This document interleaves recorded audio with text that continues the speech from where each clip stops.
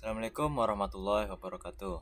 Saya Muhammad Fatu Endo Rizky, NIM 220201010270, akan mempresentasikan ekonomi makro, presentasi yang berjudul kebijakan pemerintah dalam pemberdayaan UMKM. Menteri Keuangan Ibu Sri Mulyani pernah menyampaikan bahwa pengembangan dan pemberdayaan usaha mikro, kecil, dan menengah (UMKM) merupakan hal yang sangat penting bagi perekonomian global. Karena UMKM merupakan tulang punggung perekonomian dunia. Usaha mikro, kecil, dan menengah atau UMKM adalah salah satu fondasi perekonomian nasional. Berdasarkan data Kementerian Koperasi dan Usaha Kecil dan Menengah, kontribusi UMKM mencapai 99% dari seluruh unit usaha. Kontribusi terhadap PDB sebesar 60,5% dan mampu menyerap tenaga kerja 96,9%. Usaha mikro, kecil, dan menengah UMKM telah menjelma sebagai salah satu pilar vital perekonomian Indonesia. UMKM telah terbukti tahan terhadap krisis, bahkan menjadi booster pemulihan ekonomi pada saat krisis, termasuk pandemi COVID-19 saat ini. Kebijakan pemerintah yang telah dilakukan dalam rangka pemberdayaan UMKM di Indonesia. 1. Pembangunan infrastruktur. 2. Program pembiayaan. 3. Digitalisasi UMKM. 4. Sinergi dan koordinasi. Adapun tujuan pemerintah melaksanakan program pemberdayaan UMKM adalah untuk menggerakkan pertumbuhan ekonomi di Indonesia setelah pandemi COVID-19 serta meningkatkan kesejahteraan masyarakat. Berdasarkan data Kementerian Koperasi dan UMKM memegang peranan penting terhadap PDB dengan kontribusinya yang mencapai 61% dan mampu menyerap tenaga kerja sebanyak 97% dari total penyerapan tenaga kerja nasional. Program pemerintah dalam pemberdayaan UMKM. 1. Undang-Undang Cipta Kerja. Dari total keseluruhan jumlah UMKM di Indonesia, sebanyak 64,13 juta merupakan UMKM yang masih berada di sektor informal, sehingga perlu didorong untuk bertransformasi ke sektor formal. 2. Program PEN. Program Pemulihan Ekonomi Nasional atau PEN adalah salah satu program yang dicetuskan pemerintah untuk memulihkan ekonomi Indonesia akibat dampak COVID-19. 3. Kredit Usaha Rakyat atau KUR. Contoh program pemerintah dalam pemberdayaan UMKM berikutnya adalah program Kredit Usaha Rakyat atau KUR yang disalurkan melalui lembaga keuangan dengan pola penjaminan. 4. Gerakan Nasional Bangga Buatan Indonesia Gernas BBI. Gerakan Nasional Bangga Buatan Indonesia atau Gernas BBI merupakan salah satu program pemerintah sebagai upaya pemerintah untuk memajukan UMKM yang diluncurkan pada tahun 2020. Rincian program 5. Perluasan ekspor produk Indonesia melalui ASEAN Online Sale Day (ASD). ASEAN Online Sale Day atau ASD merupakan acara belanja yang dilakukan secara serentak oleh platform niaga elektronik di 10 negara ASEAN. Rincian program PEN untuk UMKM, subsidi atau margin, belanja imbal jasa penjaminan atau IJP, penempatan dana pemerintah di perbankan.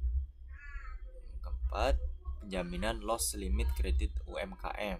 Kelima, ada pajang penghasilan final UMKM ditanggung pemerintah. Keenam, pembiayaan investasi kepada koperasi melalui lembaga pengelola dana bergulir atau LPDB, koperasi UMKM.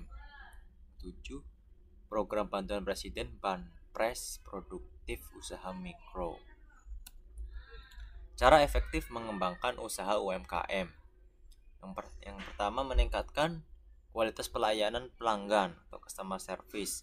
Hal pertama yang harus kamu lakukan adalah meningkatkan kualitas pelayanan pelanggan atau customer service.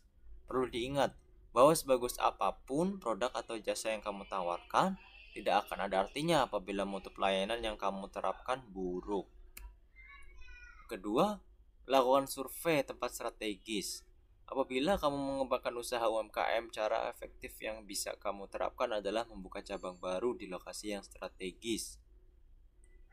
Seorang pengusaha disarankan tidak boleh memiliki sifat yang mudah puas dan harus selalu berusaha untuk mencoba hal baru. Ketiga, memanfaatkan e-commerce. Tidak mungkin dimungkiri bahwa era digital telah mengubah cara belanja masyarakat. Kini masyarakat lebih memilih untuk berbelanja secara online melalui e-commerce karena prosesnya cenderung lebih mudah dan praktis. Yang keempat, mengikuti perkembangan teknologi dalam bisnis. Perkembangan teknologi telah mempengaruhi berbagai hal, mulai dari kehidupan masyarakat hingga dunia bisnis.